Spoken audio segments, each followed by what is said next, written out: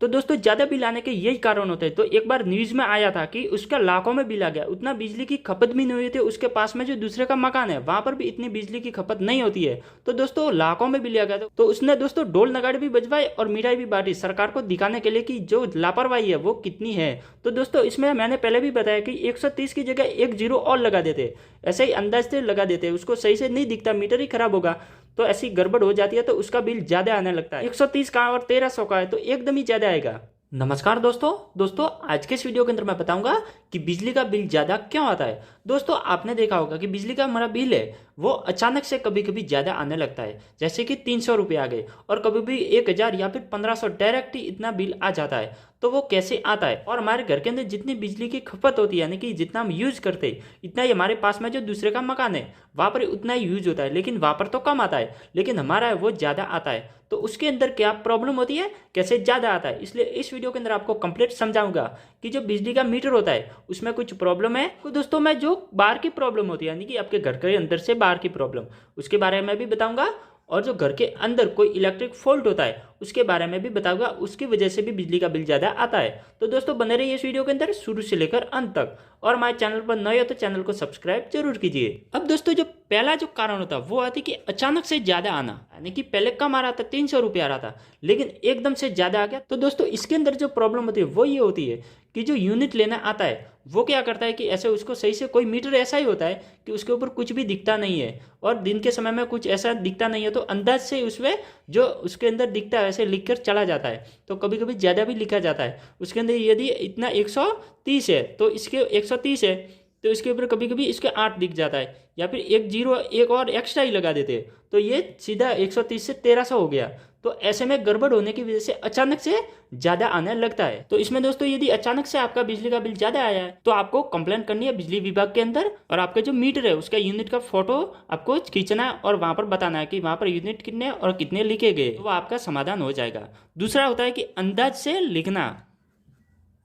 दोस्तों दूसरा जो कारण होता है अंदाज से लिखना, अंदाज यानी कि यहाँ पर मैंने पहले बताया कि 130 आपके यूनिट है और 2-3 बार इतने लगभग 130 से 135, 140, फिर 120, 150 ऐसे आसपास इसके यूनिट आपके जो दर महीने के 2 महीने के रहते हैं। तो उसके हिसाब से क्या होता है कि वो इसके अंदाज से लिख लेता है। कभी कभी आदमी नहीं आ पाता है तो वो अंदाज से कि इतना आया होगा तो वो लिख लेता है, और अंदाज से लिख लिया और आपके घर के अंदर कोई फंक्शन हो गया, जैसे शादी हो गई किसी की या फिर कोई और फंक्शन होता है, तो उसमें क्या है बिजली की खपत ज़्यादा होती है तो वो अंदाज से लिखेगा कि 120 यूनिट या फिर 150 यूनिट अंदाज से लिख लिया। अब की बार यदि कोई आदमी आएगा तो उसके अंदर बहुत सारे यानी कि 300 लगभग यूनिट आपके दिखाई देंगे, क्योंकि बिजली का खपत ज़्यादा होगी तो यूनिट होंगे, तो अचानक से इतना बिल ज़्यादा आएगा। क्योंकि जब फंक्शन था तब तो उसने अंदाज से लिख लिया, लेकिन फंक्शन वगैरह सभी खत्म हो गया क्योंकि 2-2 महीने में जो बिल आते हैं, और फिर एकदम अचानक से इतना ज़्यादा बिल आ गया तो फिर आपके प्रॉब्लम होती है। और दोस्तों तीसरा प्रॉब्लम होता है मीटर खराब होना।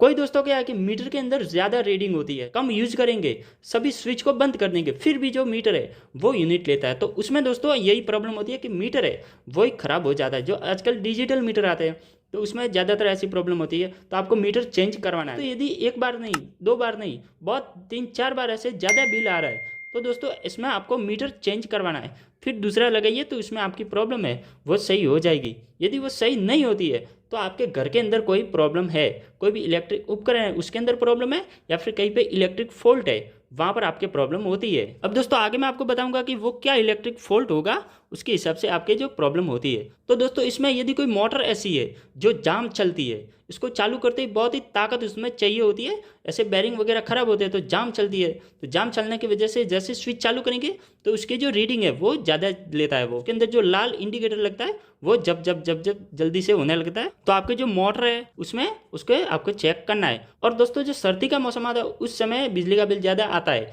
क्योंकि दोस्तों उसमें कोई भी गीजर लगा हुआ है तो गीजर भी यूज करते हैं, हीटर भी यूज करते हैं, क्योंकि गर्मी के मौसम में एसी लगा हुआ होता है, एसी लगभग कम के घर में ही लगता है, लेकिन जो हीटर और गीजर होता है वो साधारण कोई भी इंसान भी लगा सकता है, तो उसमें तो ऐसी प्रॉब्लम आने वाली है। दोस्तों 5वां कारण है इलेक्ट्रिक फॉल्ट। इलेक्ट्रिक फॉल्ट यानी कि आपके जो स्विच बोर्ड होता है दोस्तों, ये जो इस तरह का स्विच बोर्ड आपके घर के अंदर लगाया जाता है तो उसके अंदर जो फेस और न्यूट्रल होता है, तो जो न्यूट्रल वायर है वो या तो कहीं पे आपके जो दीवार होती है उसके टच हो जाता है, या फिर एक फेस वायर है वो टच हो जाता है, तो उसका जो करंट है वो आधा उसके दीवार के अंदर चल जाता है, ज़मीन के अंदर जो अर्थिंग हो जाता है, तो उसकी वजह से जो रीडिंग जल्दी लेगा, क्योंकि वो डायरेक्ट उसको अर्थिंग मिल गया, तो वो उससे भी ज़्यादा उसके अंदर पावर चला जाएगा, उससे बिल ज़्यादा आता है। और यदि आपके घर के अंदर कोई सीलिंग फैन लगा हुआ है, सीलिंग फैन शॉर्ट होता है, तो उससे भी दोस्तों जो करंट है वो सीधा ही दीवार के अंदर चला जाता है। तो ऐसे में आपके सीलिंग फैन देखना है कि कोई शॉर्ट तो नहीं है। या फिर दोस्तों जो बोर्ड होते हैं, बोर्ड के अंदर भी इसके अंदर ऐसी प्रॉब्लम होती है कि जो वायर है वो कहीं पे इसके दीवार के अंदर टच हो जाता है। यदि दोस्तों कोई कंसील फिटिंग होती है, यानी कि अंडरग्राउंड फिटिंग होती है, तो उसके अंदर जो मेटल का बॉक्स लगा हुआ होता है, तो मेटल का बॉक्स है तो कोई वायर इसके टच हो जाता है, जो मेटल के बॉक्स है, जो सीधा उसके अंदर करंट चला जाएगा, तो उसकी वजह से भी दीवार के अंदर भी थोड़ा थोड़ा सा करंट आने लगेगा और बिजली का बिल भी ज़्यादा आएगा। ऐसे में दोस्तों आपको ELC भी लगानी है, अर्थ लीकेज सर्किट ब्रेकर। तो उसमें क्या होगा कि वो तुरंत ही ट्रिप हो जाएगी। यदि ऐसी प्रॉब्लम होगी कहीं भी थोड़ा सा भी आपके करंट लीकेज हो रहा है, तो वो सीधा ही ट्रिप हो जाएगी, और उसको सही करेंगे तो फिर वो ऊपर चालू रहेगी, नहीं तो ट्रिप हो जाएगी। तो उसमें आपके बिजली का बचत ज़्यादा होगा। और यदि POP की फिटिंग होती है, POP अंदर आपके सीलिंग के अंदर जो POP की फिटिंग होती है, तो उसके अंदर भी कोई वायर है वो उसकी चैनल लगी होती है POP के अंदर, तो उसके अंदर जो कट हो जाता है, उसके वायर टच हो जाता है, उसकी वजह से भी बहुत सारा पावर है वो एक्स्ट्रा चला जाता है, उससे भी बिजली का बिल ज़्यादा आने लगता है। उम्मीद है कि दोस्तों इस वीडियो से आपको अच्छी तरह से समझ में आया होगा। वीडियो अच्छा लगा हो तो लाइक कीजिए और हमारे चैनल को सब्सक्राइब जरूर कीजिए।